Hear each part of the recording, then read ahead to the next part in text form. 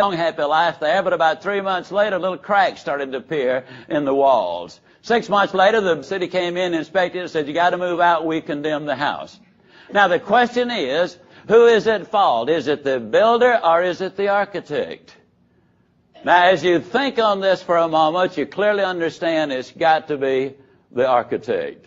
The builder had followed the directions precisely, used the best material, used the best laborers. The plan was faulty. Is there a possibility that you have got everything that you need to be enormously successful, but simply have not developed or have been listening to the wrong plans along the way? And if you got the wrong plans, the wrong direction, I don't care how many positive qualities you got, you're going to end up in the wrong place. Now, I want to emphasize something, and you've heard me say it already in these recordings several times. Failure is an event. It is not a person. Yesterday really did end last night. Today is a brand new day. Now, a lot of times people do not start well, but they end well. I was reading where British pediatrician Illingsworth points out that Yeats and Shaw were both poor spellers. Franklin, Adler, and Jung were poor mathematicians. Poe, Shelley, and Whistler were all expelled from school. Edison, at age 9, was asked to leave because he was at the bottom of the class. Gauguin was labeled a dreamer. Watt was declared dull and inept. And Einstein was mentally slow. You see, a lot of times what people do initially can be corrected. Failure really is an event. Now, as we work on attitudes and relationships, let me ask all of you a question. Now, I am 69 years old. My question to you is, am I old or young? And before you answer the question, let me ask you the next question. How many of you have any confidence at all on what the writer, Webster, of the dictionary had to say? How many of you believe Webster got some reasonably good information? Can I see your hands, please? Well, he's an authority in my life, so I went to Webster and I looked up what old and young were. Old is someone who has outgrown their usefulness, belonging to the past, shabby, stale. Now, am I old or young? More importantly, are you old or young? Has nothing to do really with your birthdays. Young is described by Webster to be youthfully fresh in body or mind or feeling. Significant, is it not? What I'm really talking about is an attitude here, not just about relationships, but about life, about your job, about every facet of life itself. I love what Dr. Smiley Blandon says. I have never seen a single case of senility in people, no matter how old, as long as they maintain an active interest in other human beings and in things outside of themselves. Well, by now you know that I do validate things psychologically, theologically, and physiologically, physical, mental, and spiritual, before I verbalize it, write it, or record it. I happen to check on this particular thing, and my sources say they will not go quite that far.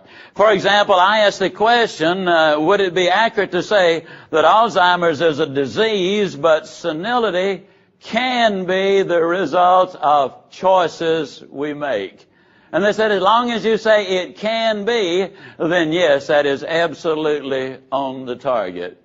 Now, what are the choices we make? How do we take care of our bodies, our physical, our mental, and our spiritual life? Are we on a growth program? Because all the research I'm doing shows that the older you get, provided you remain active physically and mentally, the more creative you are, and there's no reason whatever for it simply not to happen that you do get some marvelous results when you are a senior citizen. Emerson put it this way: we don't count a man's years until he has nothing else left to count. If we remain mentally active, remain physically active, then those birthdays are not going to be there. As I mentioned in an earlier recording, I honestly believe I'm 5, maybe 10 years away from reaching my peak. I want to be like old Caleb. You know, Caleb at age 85, and the Lord said, which part of this real estate do you want? He said, give me the mountaintop where the Philistines are. He said, I'm just like I was 40 years old. He said, put me amongst them. Well, how effective he was, I think, is visibly demonstrated by the fact that there just ain't no Philistines around today. I mean, he took care of that situation big time. Now, if we are going to accomplish anything, I believe motivation, as you've already heard me say a half dozen times, is the key. Motivation does make a difference, and motivation towards building a better relationship, building a better career, building a better family, a better community, the whole ball game is involved there. Now, there are three kinds of motivation. One is fear motivation. I think fear motivation is best exemplified by the story out of West Texas. Now, those of you who listen to these recordings who are not from Texas might not know this, but when Texans are rich, they just richer than anybody. I mean, they really are. Well, this was a rich Texan. Had about 65,000 acres in his spread, had about 497 producing oil wells, had about 10,000 head of cattle, and he had a magnificent mansion with an Olympic-sized swimming pool. He also had a daughter of marriageable age. He decided to throw a coming out party. Now, in sales, we call this group prospecting. He invited all of the eligible young men of the area to come to the party. Well, along about midnight, he took them outside next to the magnificent Olympic-sized swimming pool, and which he had had the foresight to stock with water moccasins and alligators.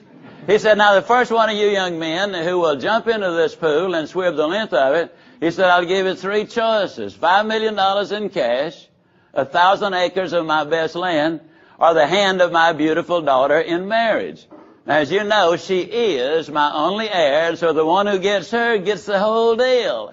Well, about the time those words came out of his mouth, there was a loud splash at one end of the pool, followed almost immediately by the arriving at the other end of the pool of this dripping young man. The young man climbed out of the pool. The host ran to him and said, son, that's wonderful. Said, you've won. What do you want? Is it the $5 million in cash? And he said, no, sir.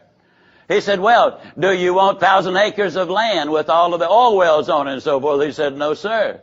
He said, well, do you want the hand of my daughter in marriage? And he said, no, sir. He said, well, son, what do you want? He said, I want to know the name of that dude that pushed me in a swimming pool.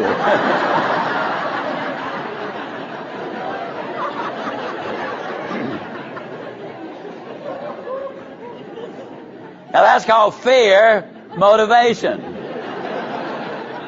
Now, sometimes fear motivation works with small children.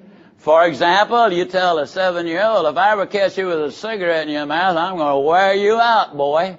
Now, that's fear motivation, and it might have an effect. You tell a 15-year-old that, and you're just backing up. Fear motivation sometimes is effective in an employment situation where you can temporarily persuade a person that if they don't get there on time from here on in, it is all over. Fear motivation, however, does have its limitations. Where danger is involved, it's a very healthy thing. It's called fight or flight. I don't know how you feel about it. I'd a lot rather hear people say, wow, look how fast he runs. Then, boy, don't he look natural? I mean, so the running part of fear is involved. Then there is incentive motivation, and we've all seen the picture of the donkey pulling the cart, and the driver has a carrot dangling on a fishing pole right in front of the donkey's mouth. And, the donkey starts pulling, and he's going to get a bite of that carrot. Well, ultimately, you got to give him a bite. Otherwise, the donkey wises up and said, it's no kind of deal, and so he quits pulling. But he gets a bite of the carrot, then you got another deal. He's no longer hungry. So in order to get him to keep on pulling, you got to, shorten the stick or sweeten the carrots. You got to do something else there in order to lighten that load in order to get him to keep on pulling. There comes a time in our life when really incentive motivation kind of reaches its peak, and we no longer want the bigger house, the bigger car, the second home, and what have you.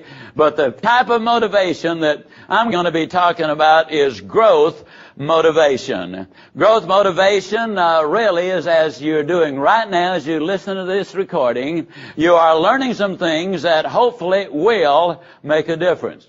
Now, life itself is kind of like a tire on an automobile.